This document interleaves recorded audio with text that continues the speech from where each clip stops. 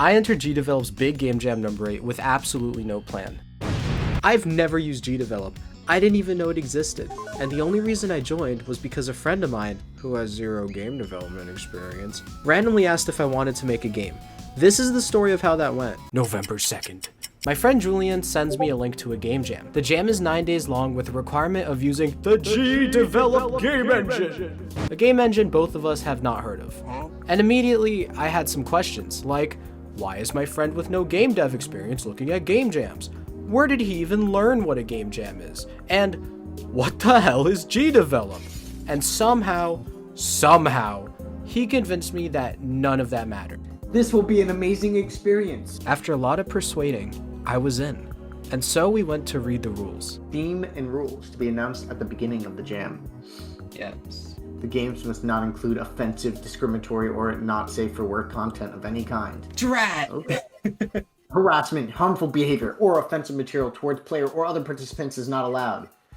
They just can't get on our level. Games must be published to be played on browsers without requiring extra hardware. No, Any text must be in English. All right. It's a little weird. Okay, well, this means that I have to learn what GDevelop is. It was actually pretty easy. GDevelop is an open source and no-code game development engine, meaning that for the game's logic, they primarily use event sheets. Event sheets are visual coding, where you pick from a list of conditions to then pick from a list of actions for said condition the trigger, which is great news because it was really similar to a different engine I've used called Construct 3. Realizing this, I asked Julian if I could invite another person to our team, my friend Hayden, who helped me make a game in Construct 3 before. Julian said okay, so I went to deliver the awesome news to Hayden. Wow. Hayden, congratulations! You are accepted to the team. Yay! What team? What team? A game jam with me and Julian. Julian. He's so excited to join! And so, we had the team assembled. Julian on art and animation. Me on music, sounds, and level design. And finally, Hayden on code. And together, we were team. Well, at this point, we didn't have our team name yet. But when I do tell you guys, you'll agree that it's really good. With a few days before the jam, we all decided to get in call and familiarize ourselves with the programs we'll be using. Hayden and I on GDevelop, and Julian on Piskel, a free pixel art program. Look at this railing. I want to make a library. Why would you start with like a bookcase? No. My bookcase, it's elaborate. You don't see the vision yet. I need my iPad.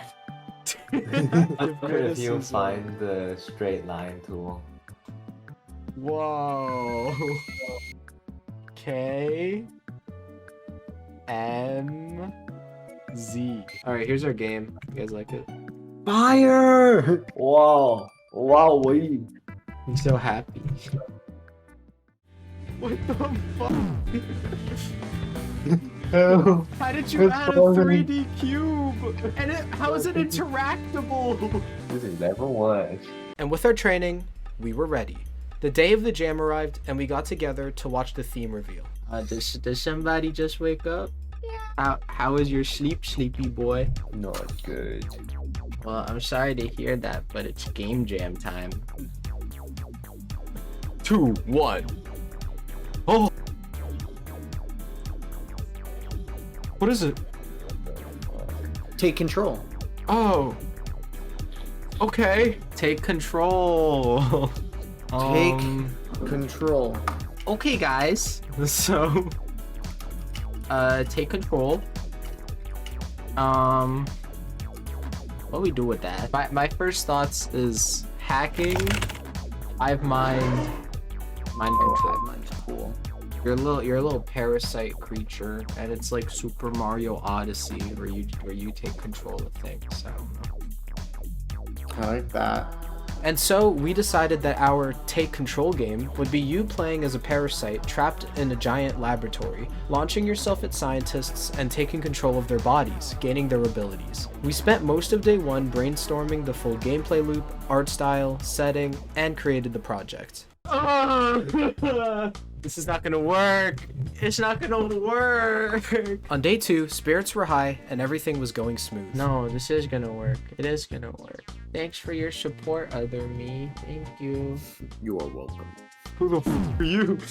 This day, we focused on getting the basic parasite mechanics down, and Julian began to learn how to animate in Piscal. I felt a little out of my comfort zone, being limited by the event sheet, being used to C# and Unity. While event sheets are technically easier, it was a little difficult not having as much flexibility as I do with code. Alright, temp meter, text, set to,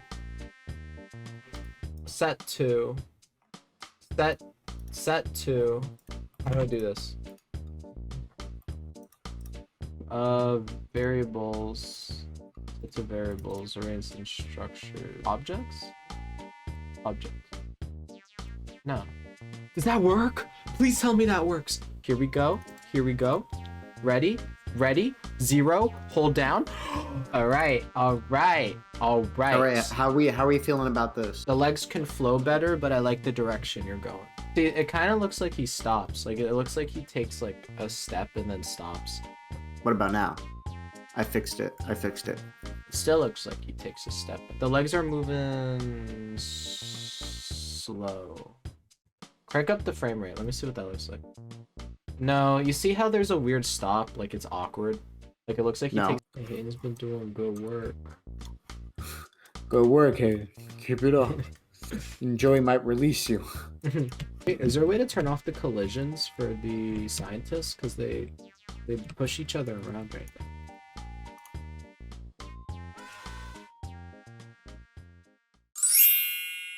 On day 3, we were making great progress. We finalized our parasite design and made a cool take control animation for the default scientist. With super high morale, we decided to expand our scope and challenge ourselves. The game's goal would be to have a tutorial, 3 levels, a final boss, 7 controllable enemies, and, if we were feeling goofy, add a secret ending. Yeah, it's a lot, but we trusted each other's skills and dedication to the game jam to get it done on time. And so, leaving Julian and Hayden to continue working on the enemies, I went to tackle a different beast. Music and sound design! These 2 things were explicitly stated to be a part of the judging criteria, so being the only one in the group with experience in doing those things, stepped up to try to tackle it. Well, by experience, I mean using FL Studio like twice in the past year, but that's 2 more times than Julian and Hayden. I got like 5 more days. How hard could it be?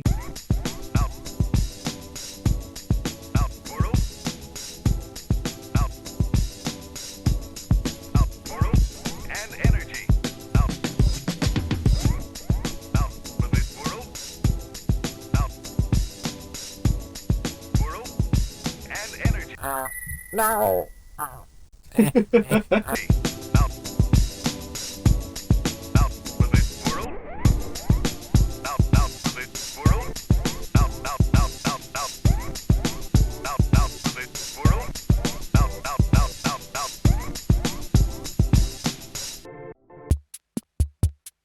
Summer, yeah, it's summer somewhere. Summertime, I'm mopping the floor. Summertime, it's summer somewhere. Summertime, I'm mopping the floor.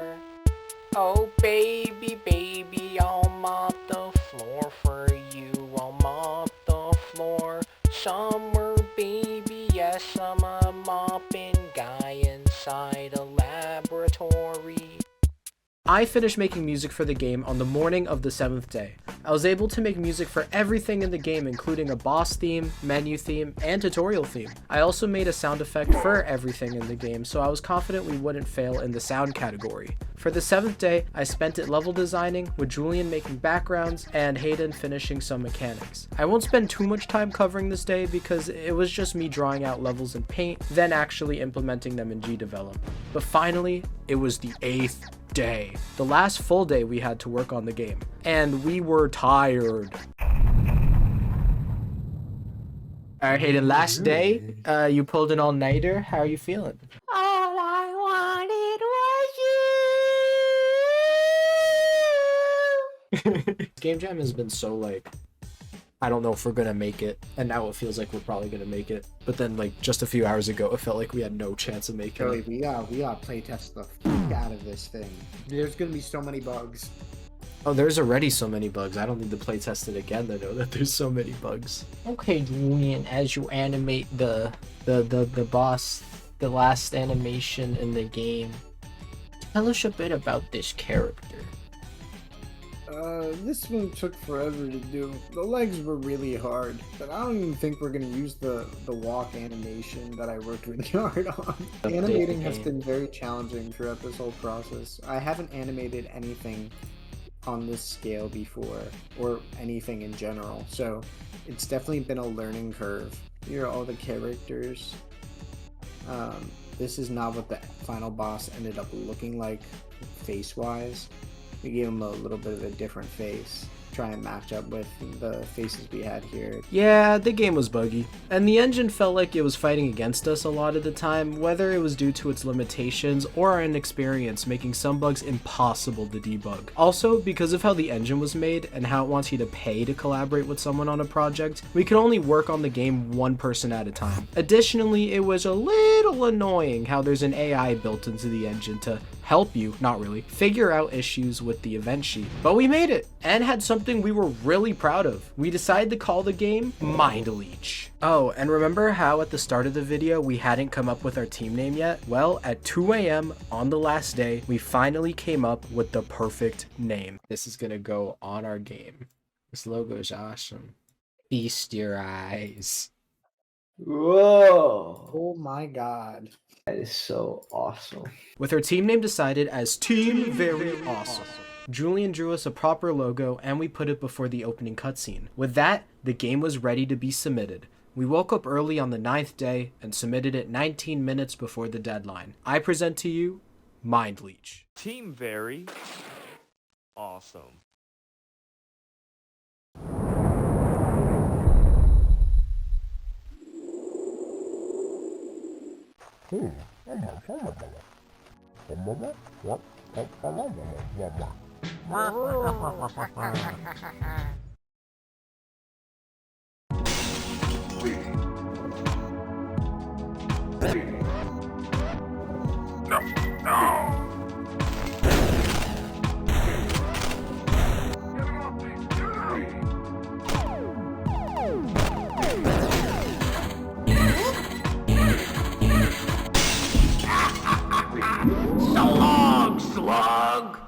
So yeah, despite going into this with minimal knowledge of anything, we had a great time and made something we were proud of. I know what you're all thinking.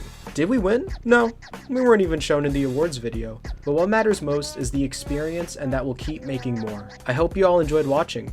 I'm going to keep creating videos about game development, so please subscribe if you want to see more. Leech is linked in the description, but be warned, it is a buggy mess. We're planning on remaking it in a different engine at some point in the future, so I'll make another video if we do that.